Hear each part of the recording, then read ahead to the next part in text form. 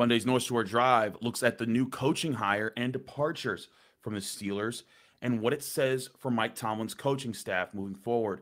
I'm Chris Carter, your host of the North Shore Drive podcast from Pittsburgh Post-Gazette. We got our man Ray Fittipaldo. It's going to be a fun episode. Let's get into it. You are now listening to the North Shore Drive podcast, a show on all things Pittsburgh sports from the writers of the Pittsburgh Post-Gazette, hosted by Christopher Carter.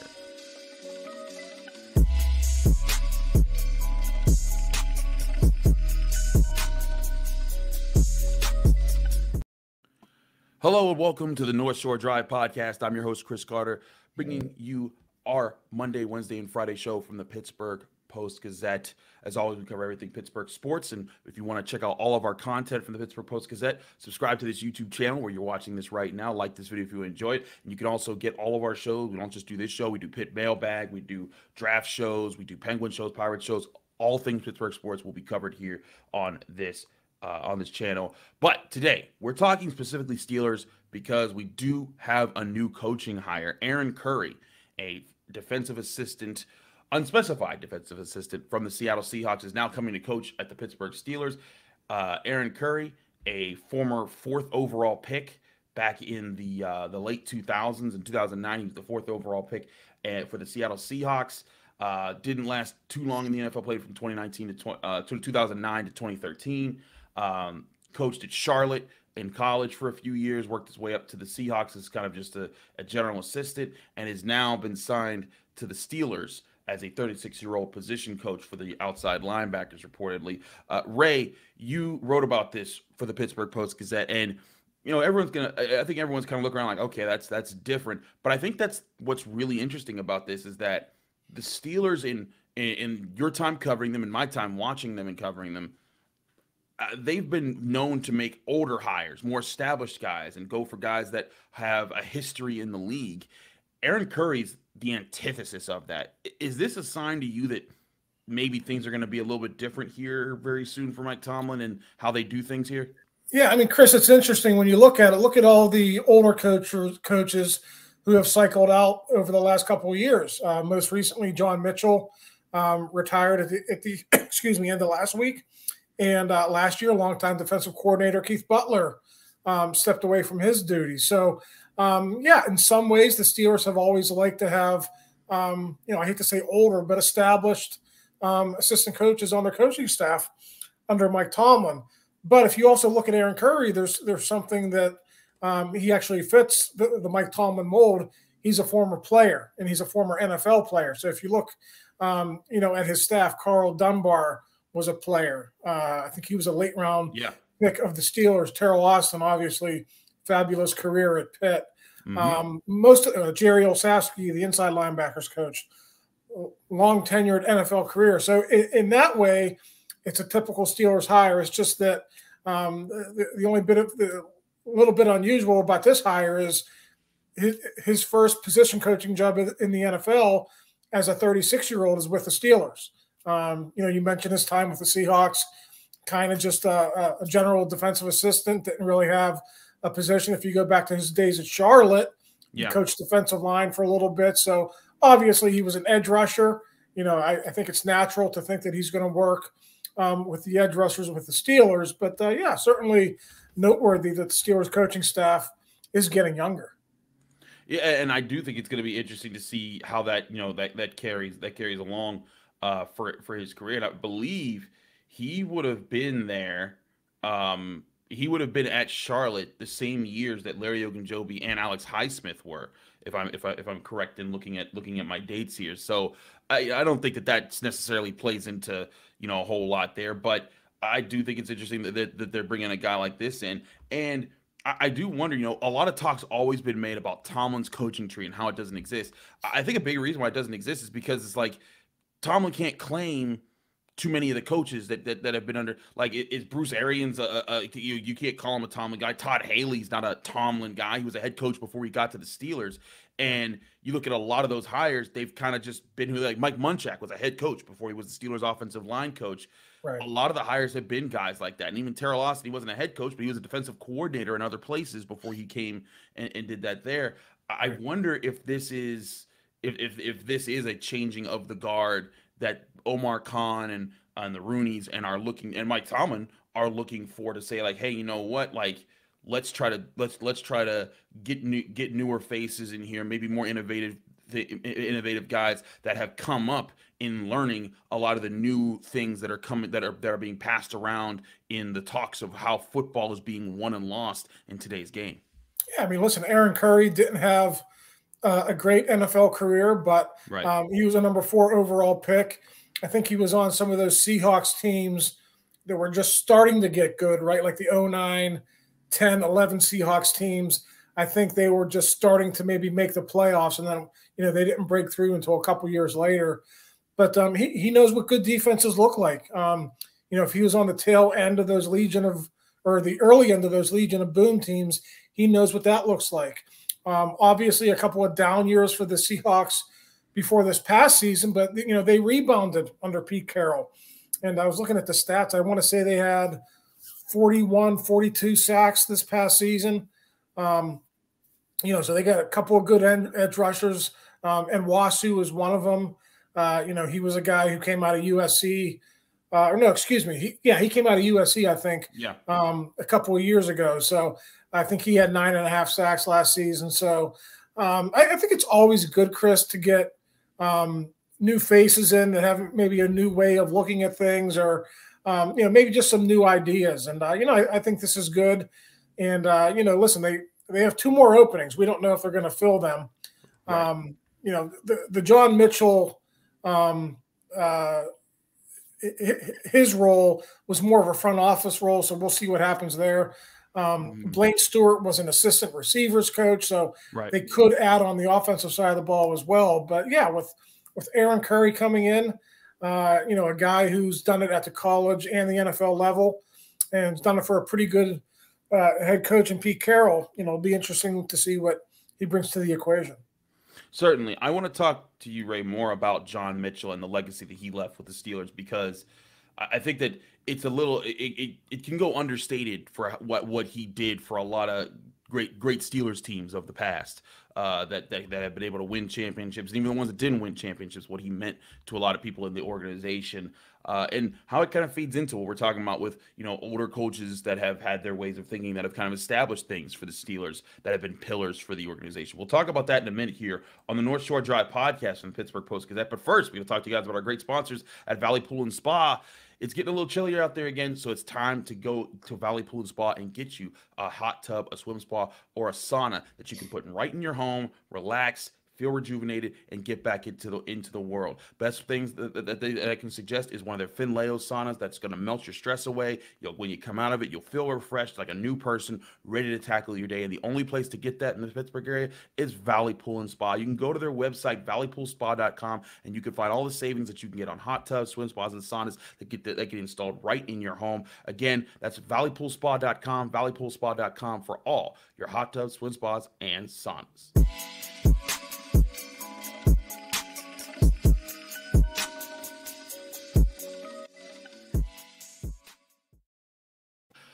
Back here in the North Shore Drive podcast, Chris Carter here with Ray Fittipaldo, Pittsburgh Post-Gazette. We're talking all things Steelers today.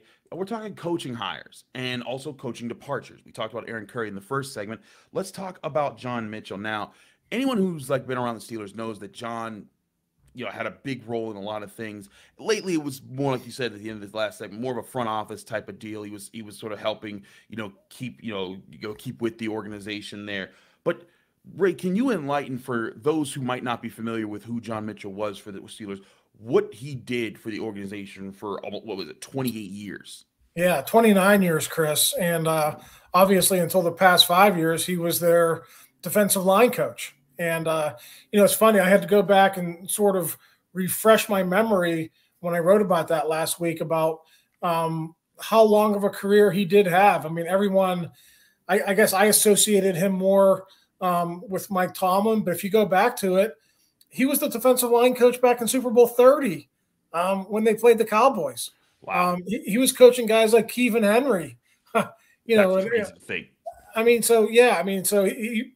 That was his first year, or his second year, 1994. He was hired away from the Browns, and he had been with the Steelers through all those great Cowher teams of the 90s and early 2000s. And then he was a holdover, of course, when Mike Tomlin was hired. Just in my time covering the team, I've been doing this more than a decade now. Aaron Smith, Brett Kiesel, they just swear by this guy, and he was tough on them. Mm-hmm. And he was a stickler for details. You didn't play for the Steelers defensive line unless you did it his way. And, it's funny, Cam Hayward, was he a 3-time first-team All-Pro? Yeah. It took Cam Hayward the better part of 2 years to break into the Steelers starting lineup. Mm-hmm.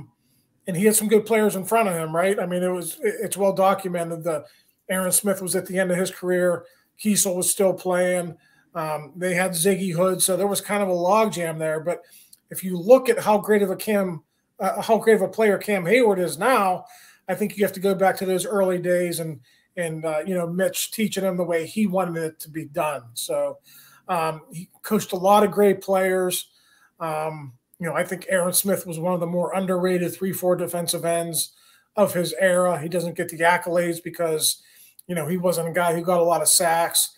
I go back to Super Bowl 40, Brett Kiesel, and the plays that he made in that game. There was a play where, Kiesel made a stop on who was the leading rusher for the Seahawks that year? Sean Alexander.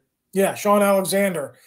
He comes down the line and makes a big stop in that football game when it was still a ball game. So, you just think of all the great players that he coached and the fact that he did it for almost 3 decades. That's ridiculous. With one team. You could argue 2 Hall of Fame coaches. I think we all agree that Mike Tomlin is going to get there one day as well. Bill Cowher obviously already there. So just a great, great coach in Steelers history and a guy who was really, really tough on his players, but his players really respected him, for the way he went about coaching. That's one thing that I've always heard about John Mitchell. Like you said, like every defensive lineman from Casey Hampton all the way down to the current guys, it's just it's a ton of respect. It's a ton of appreciation, and I think it was one of the many pieces of the Steelers organization that when we talked about tradition and holding firm to values and philosophies and and for some people they'd flip that to being stuck in your ways. John Mitchell represented a lot of what the Steelers were being for, like you said, for the better part of 3 decades. Like you said, those Cowher teams that you said, like Brett Kiesel, when he did that in 2000 in Super Bowl 40, that was baby Brett Kiesel. That was young 7th round pick, still trying to make his way to get a big contract in the NFL. Brett Kiesel, that was a different time. But like you said, Aaron Smith was a bad man. When I was growing up, I was always like, man, that's one of the most underrated dudes in the NFL. And the Steelers defensive line, you didn't run the ball on those guys, and they set it up so that you could get after the quarterback. And behind those, John Mitchell was behind all those crews. And years, whichever crew he had, he was finding ways to make him competitive. And like you said, he took Cam Hayward time to break into the starting lineup. And then when Cam Hayward did, we all kind of saw, oh yeah, that's what they've been looking at. And I do think it's going to be very interesting for the Steelers. Carl Dunbar's been that guy for some time now. He's been with the organization. He's not new, but at the same time, I think with the legacy that John Mitchell has left behind, I think it's gonna be asking, people are gonna ask a lot of questions about how the Steelers handle coaching hires and things like that. Do they hire guys that stick around for maybe not 29 years, but for 10 years, for 15 years? That I think is going to be interesting to see under Mike Tomlin, and how much longer Mike Tomlin's with the Steelers. Not to say that he's going to be gone anytime soon, but it makes me wonder. We've in Pittsburgh, you've kind of been used to the same coaches in a lot of different positions for longer stretches of time, for as long as Dick LeBeau was with the organization, and now Mike Tomlin. It's that steady pace, and I wonder, is John Mitchell kind of, is his retiring? How many more of those guys are we going to see with this organization? Yeah, I mean, I think it's worth pointing out that it's a different game now. And, it is.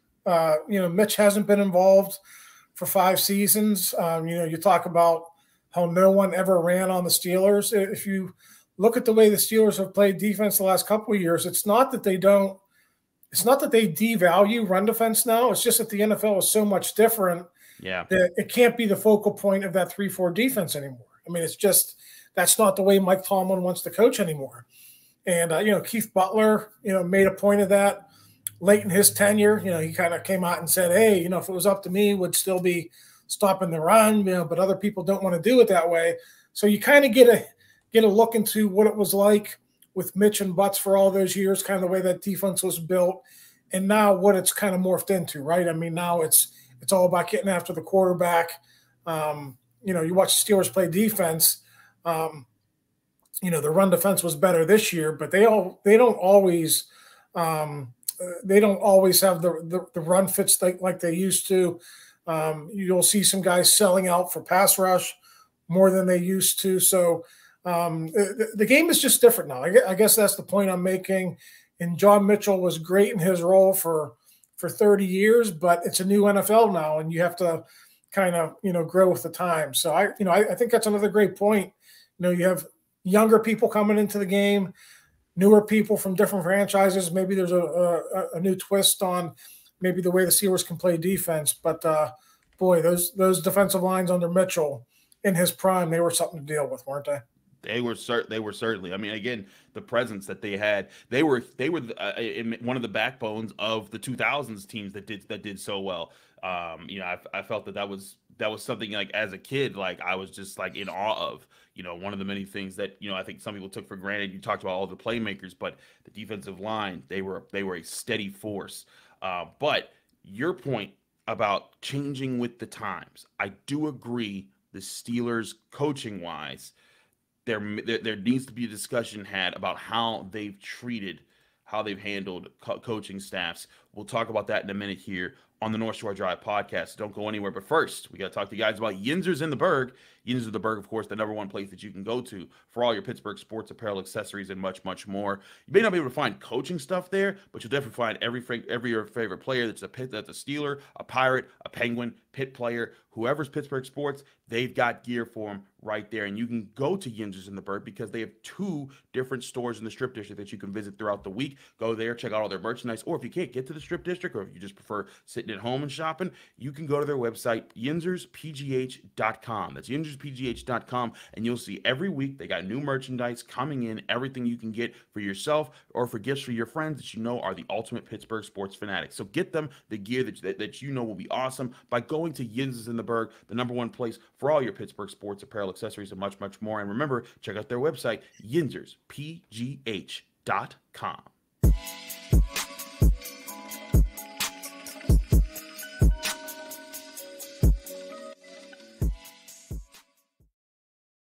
Back here on the North Shore Drive podcast, Chris Carter with Ray Fittipaldo. Ray, let's step back from specific names for a minute, and let's talk about the idea that the Steelers have with their coaching staff. I believe this is still the case, but the Steelers coaching staff has been, and I believe still is, the smallest coaching staff in the NFL. Now, some people will say that, that's the Rooney's being cheap. I don't think the Rooney's are cheap. I think that they want to be a win. But I think it's been more so of a philosophy that the Steelers have had, where you don't want to have too many cooks in the kitchen. And, too many voices in the room can sometimes deaden out the important voices and the important message, and, get in the way of getting things done and putting together plans. But in today's NFL, a lot of coaching staffs include a lot of different people and personnel who come in, and their job is just to handle this type of analysis and handle this type of messaging and handle this type of thing over here. And the Steelers, they traditionally haven't been that. But, you go around the league and you see multiple assistants for multiple position groups. You see more quality control coaches that are looking at things, and just more guys that put their hands in the pile of what makes up a coaching staff. And it makes me wonder, do the Steelers need to go more in that direction, right? And will they go more in that direction? Because maybe that's the future of the NFL. Well, I mean, based off this offseason, Chris, I don't know that they are. I mean, all these other NFL teams have their head coaching vacancies filled now. Those coaching staffs are getting filled up, and, the Steelers have not been in any type of a hurry to make hires to their coaching staff, except for the one that Aaron Curry arrived on Monday. So, it's interesting when you look around the NFL. The Steelers have Grady Brown as their secondaries coach. Mm-hmm. There are NFL teams that have cornerbacks coaches, Right. safeties coaches, Mm-hmm. slot corner coaches.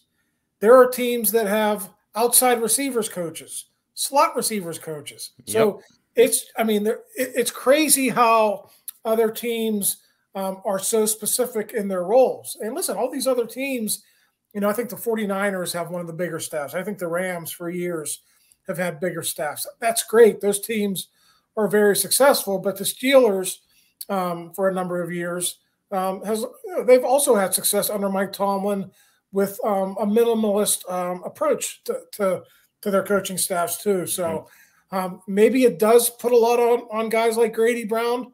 I'm sure that's true. Maybe it does put a lot on guys like Terrell Austin and Matt Canada, to maybe oversee those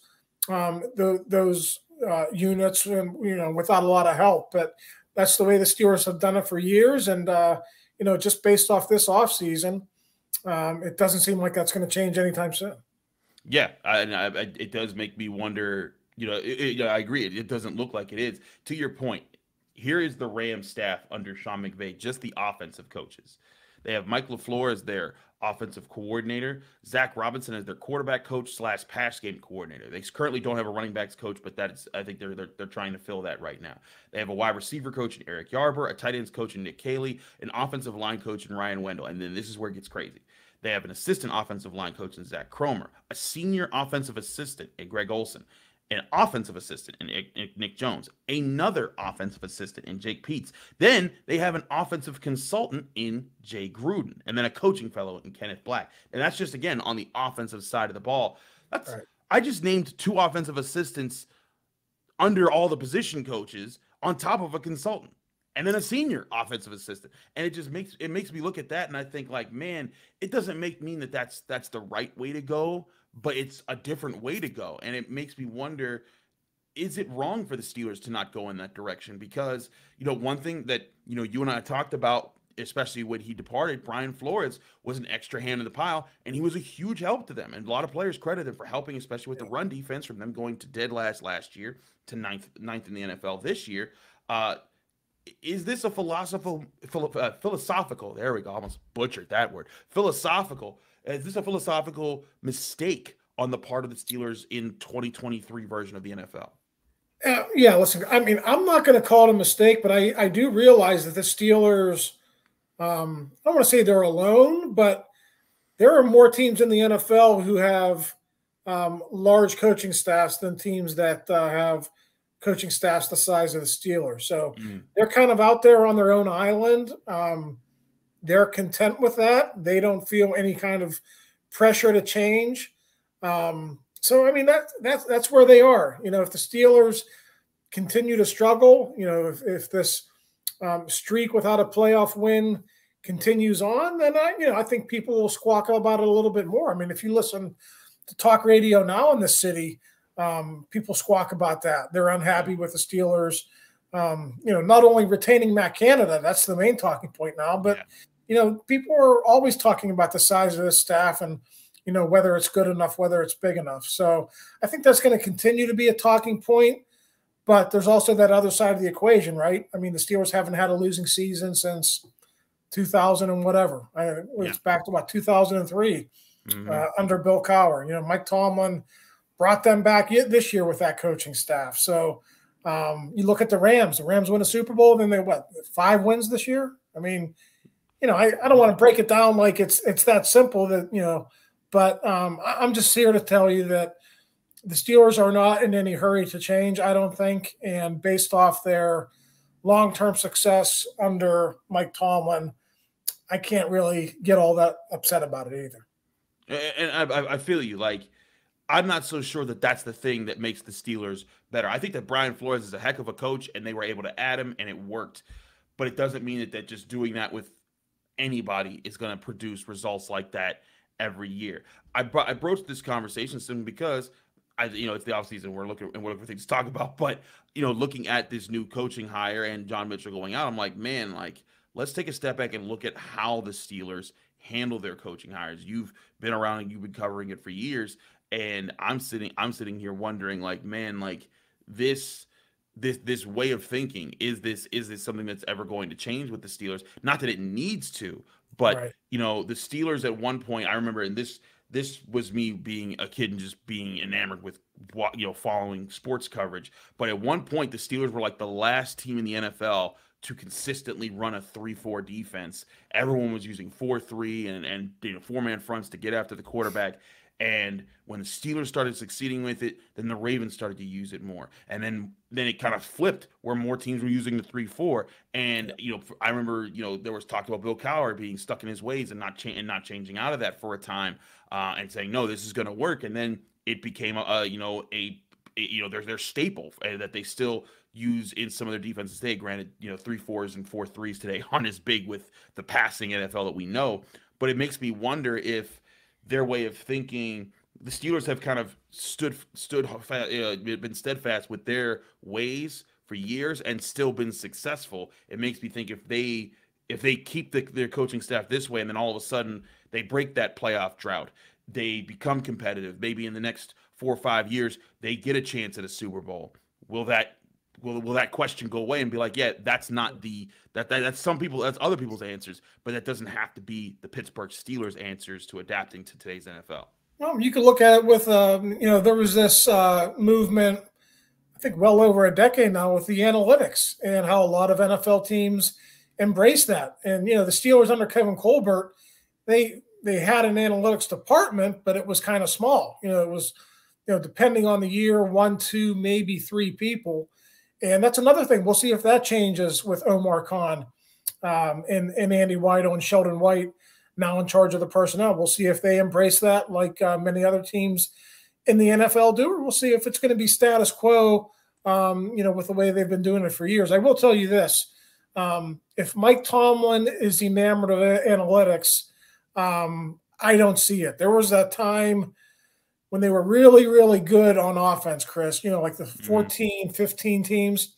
You remember that year they went for 2 almost for touchdowns, and people thought, okay, Mike Tomlin's he's embracing analytics. And then when they kind of had a downturn in the talent, that kind of went away. So, I think the analytics thing, I think it's kind of based off, the personnel on your team, your strengths and your weaknesses too. And, for that short amount of time, Mike really embraced it. But to be honest with you, ever since then, I really haven't seen the coaching staff as a whole or the Steelers as an organization really embrace that side of it.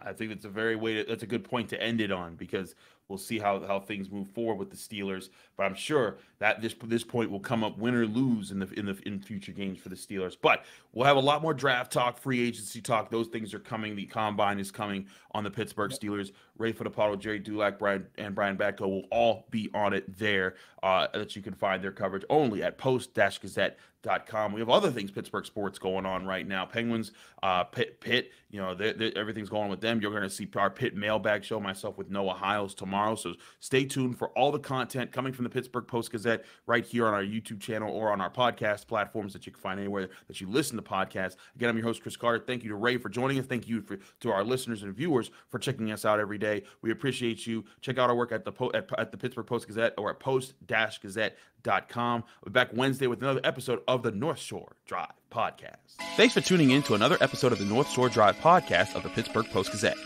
If you're watching this video on YouTube, please like the video and subscribe to our YouTube channel. For 6 months of digital access to Post-Gazette.com for just $6, click the link down below in the description.